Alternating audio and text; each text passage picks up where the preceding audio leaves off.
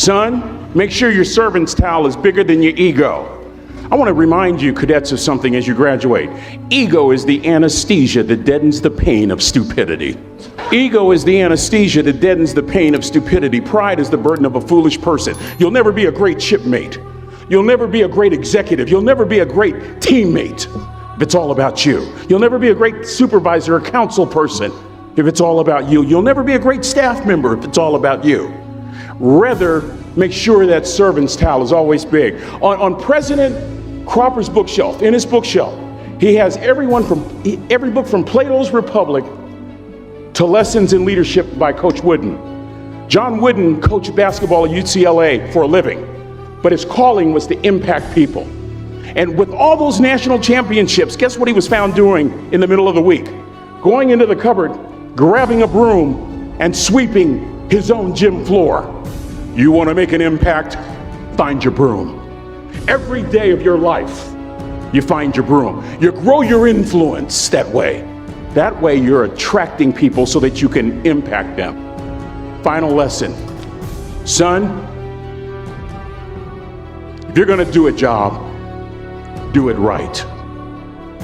I don't have to tell you all that, Cal Maritime, and I know grammatically that's not correct. It ought to be do it well, but I like that old school ghetto kind of do it the right way. I'm thinking about a little boy in Los Angeles. All he wants to do is play Little League Baseball. His mother can't even afford to buy him a glove. And he eventually plays Little League, and he's really good. And he's so good he gets a scholarship to Cal Poly San Luis Obispo. And he's so good he gets drafted by the San Diego Padres. And he's so good he helps the St. Louis Cardinals win a World Series. And 12 years ago, when Ozzie Smith walked into the Hall of Fame, he said during his induction speech, and in part I quote word for word, he said, "I've always been told how average I can be. Always been criticized about being average. But I want to tell you something.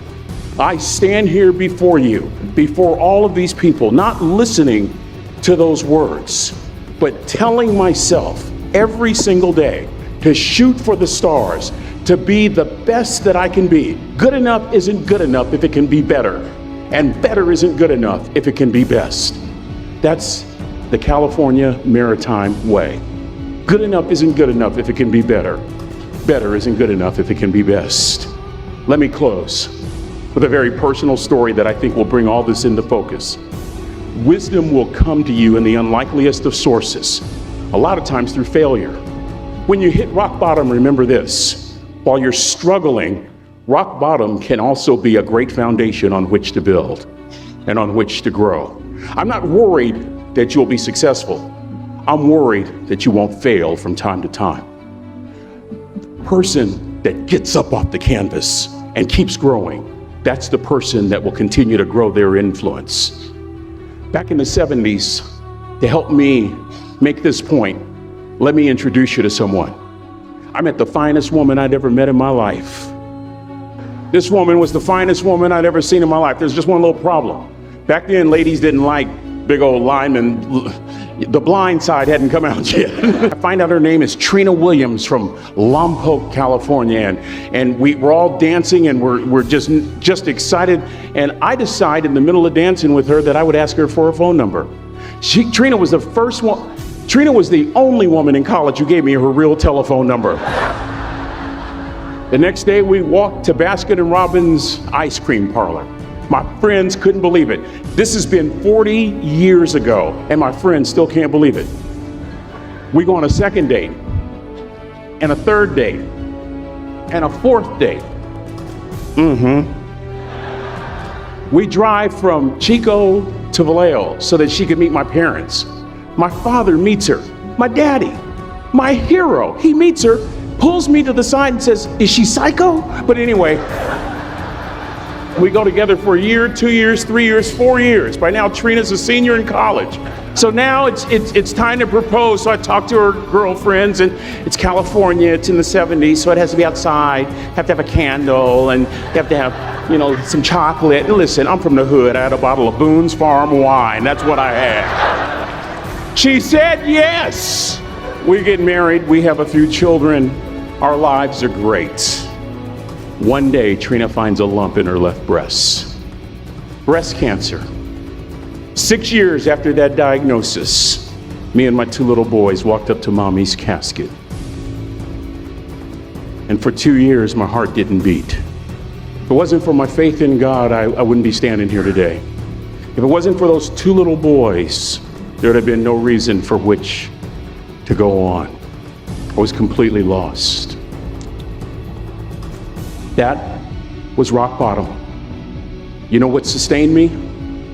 The wisdom of a 3rd grade dropout.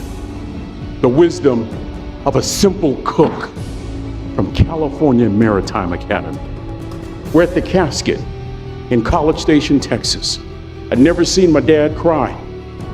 Big, strong man. There are several alumni that remember Riggs that are here. We've been sharing stories all weekend. But this time I saw my dad cry. That was his daughter. Trina was his daughter, not his daughter-in-law. And I'm right behind my father, about to see her for the last time on this earth. And my father shared 3 words with me that changed my life right there at the casket. It would be the last lesson he would ever teach me. He said, "Son, just stand." President Cropper, Captain Bolton, Rear Admiral DeQuatro, I don't think there's anything more profound that I can share with these cadets than these words. You keep standing. You keep standing, no matter how rough the sea, you keep standing. And I'm not talking about just water. You keep standing. No matter what, you don't give up.